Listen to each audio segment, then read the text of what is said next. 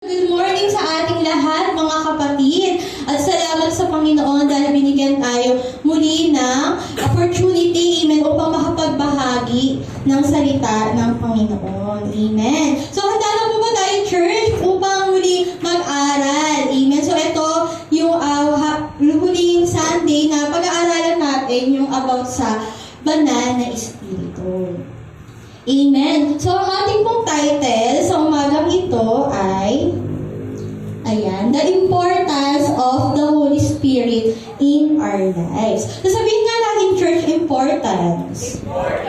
Amen. Or sa Tagalog, kahalagahan. Sa buhay natin, kailangan alam natin yung importansya or kahalagahan ng isang bagay para talagang lubusan natin maintindihan bakit ba natin ito ginagawa. Amen. So, halimbawa po sa buhay natin, lalo sa mga kabataan, nung bata ako, hirap na hirap ako magbasa. Pinag-tutor pa ako ni mama. Yung mga hindi ko naiintindihan. Lagi ko sinasabi, bakit kasi kailangan pa magbasa? Pwede nang mabuhay nang hindi nagbabasa. Ganyan. Kasi, tutor, ganyan. Tapos yung iba naman, ayaw ng math. Bakit kasi kailangan pa ng math?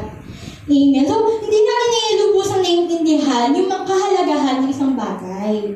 Amen. So, kailangan pala maintindihan natin, kailangan ko pala matutong magbasa. Kasi mas magiging better person ako. Ang hirap naman din kasing mabuhay kung hindi tayo marunong magbasa. Halimbawa, may pupuntahan tayo, sasakay tayo ng transportasyon, ng jeep, hindi natin alam kung saan tayo pupunta. Hindi tayo nakapagbasa. Or hindi tayo, halimbawa, marunong magbilang. Ang hirap din naman na magbabayad ka sa gym. Hindi mo alam kung magkano yung suklit.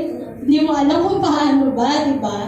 So, kaya kailangan, bago tayo, kailangan sa mga ginagawa natin sa buhay, alam natin kahalagahan.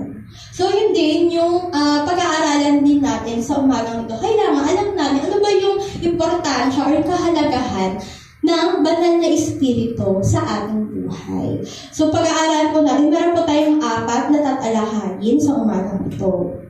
So, bago po yan, naaalala po natin dito po sa John 16:7, na bago po umakyat ang Panginoong Jesus, bumalik sa Ama, sinabi niya sa mga disciples na, babalik na ako sa aking Ama, at pero yun, may papadala ako sa inyong patnubay. So, ano yung patnubay na yun, yung counselor na yun, ayun yung Holy Spirit. Amen. Kasi alam ng Panginoong Jesus na hindi tayo makakasunod, amen, sa kalooban o pinapagawa ng Panginoong Jesus kung wala tayong patnubay. Amen. So, pinadala ng Panginoon sa mga disciples yung Holy Spirit bilang ating patnubay. Amen. So, ayun yung kahalagahan. So, unang importance ng Holy Spirit, number 1, talakayin po natin. The Holy Spirit empowers us to be witnesses of Jesus. Sabihin nga po natin empower.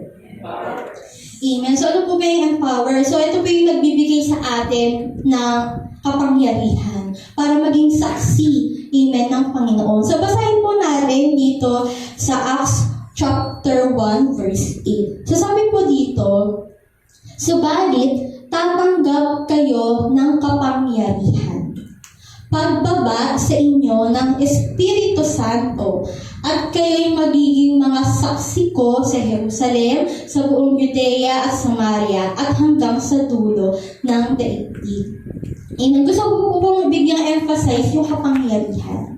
Amen. So, kung bibigyan magbababa po sa atin yung banal na Espiritu, ito po yung mag-empower sa atin or magbibigay sa atin ng power and boldness or yung katapangan para mag-witness, amen, ng good news ng Panginoon. Amen. So, kasi di ba kadalasan may mga believers na, takot sila mag-testimony, takot silang mag-opening prayer, takot silang mag-share ng Word of God. Bakit takot sila? Kasi wala silang kapangyarihan ng banal na Espiritu to share the Word of God. So, kaya kailangan parang magkaroon tayo ng power and boldness or yung katapangan to share the Word of God. Kailangan mapuspos tayo ng banal na Espiritu. Amen. Kasi yung magbibigay sa atin ng power eh. Kasi diba, sabihin na natin na, ikaw sister, ikaw yung opening prayer. Ba't ako?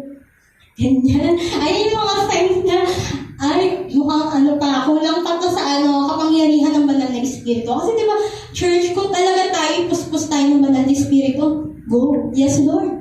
Okay. Mag-opening prayer ako. Mag-share ako, Lord. Kasi puspos tayo ng Holy Spirit. Amen. Kasi si Holy Spirit, yung magbibigay sa atin ng power, tsaka ng katapangan to share the Word of God. Amen. Di ba nakaka-bless din yung mga kapatid din natin sa ibang mga churches, yan sa RCC, na kahit in the young age, nag-share sila, nag-testimony sila. Bakit? Ano yung power of the Holy Spirit eh. So number 1, tatandaan natin na puspos tayo ng Holy Spirit. Amen. Kung tayo, yung matapang tayo to share the Word of God. So number 1, the Holy Spirit empowers us to be witnesses of God. So kahit saan tayo mapunta, sa school, hindi tayo takot i-share yung Word of God, or sa trabaho, or saan man tayo mapunta. Kasi sabi nga, hanggang sa dulo ng daigdig. Amen. Andun tayo, meron tayong power to share the Word of God because of the Holy Spirit. Amen. So, ayun yung unang kahalagahan ng Banal na Spirit. Ito po yung magbibigay sa atin ng power and boldness to share the Word of God. Amen. So, pangalawang kahalagahan ng Banal na Espiritu, the Holy Spirit makes us able to worship God. Ayan. So, elaborate po natin yan sa John 4, verse 23. Ayan. So, sabi po dito, subalit, dumarating na ang panahon at ngayon na nga na ang mga tunay, sabihin nga po natin tunay, na sumasamba sa Ama ay sasamba sa Espiritu at sa katotohanan, sapagkat ganyan ang uri ng pagsambang ninanais ng Panginoon or ng Ama. Amen. So as believers, meron na po tayong privilege, amen, to enter the presence of God through worship. Amen. So ngayon mga believers tayo, meron na tayong opportunity, di ba? Makapasok sa presensya ng Panginoon sa pamamagitan ng pag-worship natin. Ayun, praise and worship. Amen. Pero may mga ibang sinasabing Christian, naboboard sila or hindi sila interesado to praise and worship. Bakit? Amen. Ayun yung nakukulang, yung Holy Spirit. Amen. Di ba minsan magpupuri tayo, nag-worship tayo, magalos na tayo, hindi na nain namamalay, umiiyak na pala tayo. Holy Spirit yun. Puspos tayo ng Banal na Espiritu. Amen. Kasi si Holy Spirit, mga kapatid, ayun yung magbibigay sa atin ng way, makapasok tayo sa presensya ng Panginoon. Amen. Kaya yung iba, wala silang na ganang magpuri, ganyan, itaas, mga kamay, wala. Amen. Pag ganun, sabihin na, ikaw sabi na yung Holy Spirit, help me, amen, para ma-feel yung presence ni Lord. Kasi ano bang gusto ng Panginoon? Ang gusto ng Panginoon, pag tayo mag-worship sa Kanya, hindi mga physical. Ang gusto niya, sa Espiritu at sa katotohanan. So, through worship. So, paano po tayo makakapasok, amen? Hingin natin yung tulong ng Holy Spirit na makapagpuri tayo ayon sa Espiritu at sa katotohanan. Kasi doon tayo makakapasok sa presensya ng Panginoon. So, halimbawa kung nakukulangan tayo, Sister Camille, hindi ko maramdaman yung presence. Ask the Holy Spirit. Amen. Kasi through Holy Spirit, doon tayo makakapasok, amen, sa true worship, in spirit and in truth. Amen. Ayun yung magtuturo sa atin kung paano ba magpuri at sumamba sa Panginoon. Amen. So, ayun ba yung number 2 natin. So, number 3 po natin, the Holy Spirit gives us supernatural gifts. Amen. Sabihin nga po natin, supernatural gifts. Supernatural gifts. So, ayan. Pag sinabi natin supernatural, yung mga kahima-himala. Amen. So, from God. Amen. So, ano po ba yung mga supernatural gift na yan? Yung binibigay ng Banal na Espiritu. So, 1 Corinthians 1, ito po medyo mahaba, 7 hanggang 11. So, sabi po sa 7, para sa ikabubuti ng lahat, ang bawat isa ay binibigyan ng patunay. So, sabihin nga po natin patunay, na nagpapakitang nasa Kanya ang Espiritu. So, meron palang proof na nasa iyo yung Holy Spirit. Ano yung proof? Ang ilan sa atin ay napagkalooban ng kakayahang magsalita ng mensahe ng karunungan. Ang iba naman ay pinagkalooban ng kaalaman. Amen. Subalit, iisang Espiritu ang nagkakaloob nito. Amen. So, next verse po natin. Ayan. Sa 9, ang Espiritu yung iyon ang nagkakaloob sa iba ng pananampalataya sa Diyos. Amen. Yung faith natin, hindi yan galing sa atin. Galing yan sa Holy Spirit. So wala tayong pwedeng pagmalaki na, yung laki ng pananampalataya ko. No. Kasi gift yan ng Holy Spirit. At sa iba ay ang kapangyarihan magpagaling sa mga may sakit. Yung iba binigyan ng gift of healing. Amen. So galing yan sa Holy Spirit. Verse 10, may pinagkakalooban ng kapangyarihang gumawa ng mga himala. Ayan. Sa iba naman ay kakayahang magpahayag ng mensahe mula sa Diyos. Kaya yung iba, di ba, may mga gift of teaching talaga yung mga pastor. Amen. Kasi gift yan from the Holy Spirit. At sa iba ay kakayahang kumilala kung alin kaloob ang mula sa Espiritu at kung alin ang hindi. Amen. Yung iba talagang lakang discerning spirit Alam nila kung nagsasabi ng totoo yung isang tao. Gift yun. Amen. Galing sa Holy Spirit. May pinagkakalooban ng kakayahang magsalita sa iba't ibang wika at sa iba naman ay magpaliwanag ng mga wikang iyon. Amen. So lahat po ngayon, mga kapatid, galing po yan sa banal na Espiritu. So ibig sabihin, kapag puspos pala ako ng Holy Spirit, bibigyan pala ako ng supernatural gift. Kaso patayin natin kami, parang wala akong gift.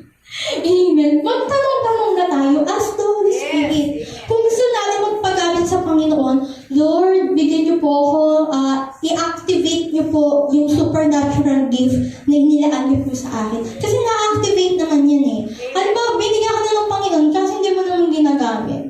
Hindi siya active. Amen. So, kailangan gamitin natin siya and ask the Holy Spirit, ask God, Lord, gusto ko po magpagamit sa inyo. Amen. And si Holy Spirit yung magbibigay. Ayan. So, meron pa po yan meron pa pong verse. Ayan, yung sa 11. Ngunit, isang Espiritu lamang ang gumagawa ng lahat ng ito at namamahagi ng iba't ibang kaloob sa bawat isa. Ayon sa kanyang ipinasya.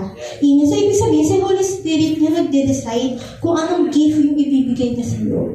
Kaya kailangan, hingin natin yan sa banal na Espiritu. At yan naman ay pagkakaloob, di ba? Ayon sa sincerity ng puso natin, Lord, gusto kong mag-serve. Lord, gusto ko tumugtog para sa inyo. Amen? Si Lord naman din magbibigay. Yung sa mga noon naman, hindi rin naman kami marunong, amen, umawit sa Panginoon o tumugtog sa Panginoon. Pero kung tayo nagpapagamit, Lord, gusto ko pong umawit para sa inyo. Bibigyan ka ng gift Hindi mo na mamalayan, ang galing mo na pala mag-drums, ang galing mo na mag-keyboard, amen. Dahil sa tulong ng banal na Espiritu, amen.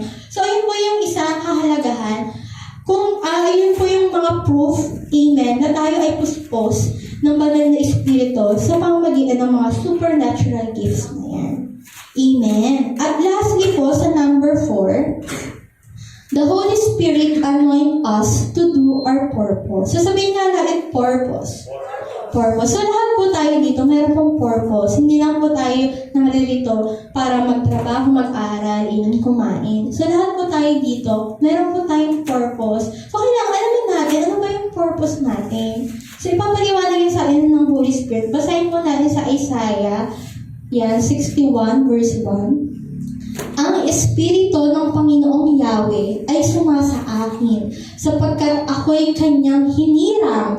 Sinugo niya ako upang dalhin ang magandang balita sa mga inaapi, upang pagalingin ang mga sugatang puso, upang ipahayag sa mga bihag at sa mga bilanggo na sila'y lalayha. Amen. So dito mga kapatid, kung sa Panginoong Jesus, pinagkalooban ng Holy Spirit, amen, to share, diba, to spread the word of God. Ganun din tayo. Iaanoin din tayo ni Lord para bigyan tayo ng Holy Spirit to share the word of God. Amen. Kasi yung purpose natin, diba, go and make disciple. Amen. Hindi natin magagawa yung purpose na binigay sa atin ng Panginoon kung wala banal na Espiritu nananahan sa atin, mga kapatid. So, ayun po na magagawa po natin yung purpose natin kung pinapamuhay po natin o pinapapuspos tayo ng banal na Espiritu. So, tandaan po natin yung 4 na yun. Actually, marami pa po Ilan lang po ito. So, yung una, i-recap po natin sa next slide.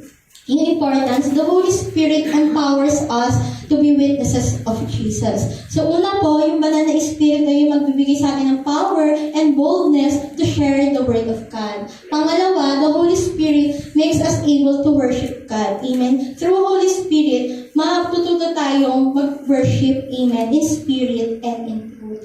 And pangatlo po, the Holy Spirit gives us supernatural gift. Amen. Sa mga binasa po natin mga gift. And lastly po, the Holy Spirit anoint us to do our purpose. So ayun po pala, kaya pala pinadala sa atin ng Panginoong Jesus ang banal na Espiritu kasi hindi natin kaya na makasunod sa mga pinag-uutos ng Panginoon kung wala tayong patnubay. Kaya po, church, kailangan patuloy natin kilalanin ang Holy Spirit. Patuloy po tayong mapuspos ng banal na Espiritu. Nang sa ganon, masunod po natin yung pinapagawa or purpose natin para sa mundo na to. Amen? So, yun naman po, to God be all the glory. Amen and amen. Hallelujah. So, yun po mga kapatid, ang isa pong